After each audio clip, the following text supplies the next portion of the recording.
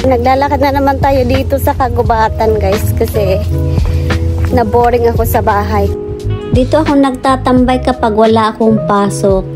Ito yung country park na malapit sa bahay. Kaya minsan nilalakad ko na lang siya o kaya ay pag gusto kong mag-jogging, dito ako na lang nagjo-jogging.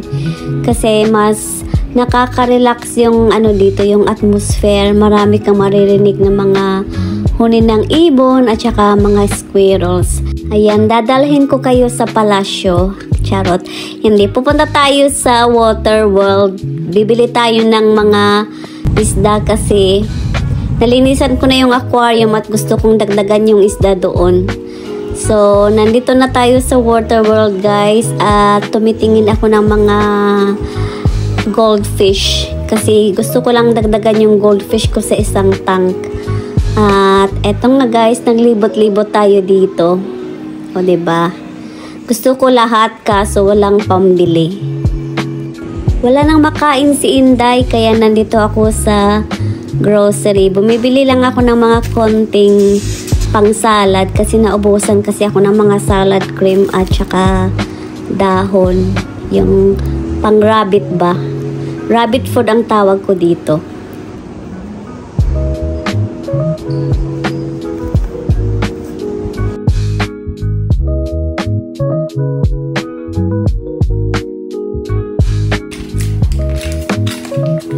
Hi guys! So, magkakape muna tayo guys. Tapos, maglilinis tayo sa labas kasi medyo maganda ang panahon.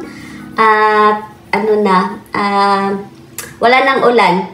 So, gusto ko lang i-weed yung harapan kasi tumutubo na naman yung mga yung mga weeds doon. So, gusto ko lang tapusin bago uulan na naman bukas.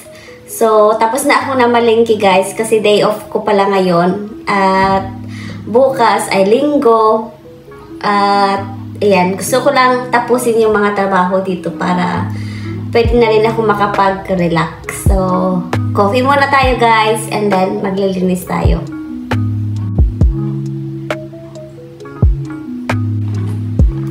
Medyo lumamig ng konti kasi binili ko lang ito sa labas. Kaya lang siya warm.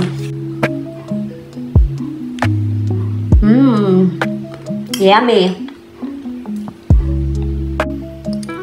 Hi guys, maglalagay tayo ng Bromley apple pie sa oven. Ayan, luto na po ang ating apple pie at yung chips natin. Para mas masarap ang Bromley apple pie natin, lagyan natin ng cream custard. Ima-microwave ko lang ito tapos ibubuhos lang natin. So, that's all guys.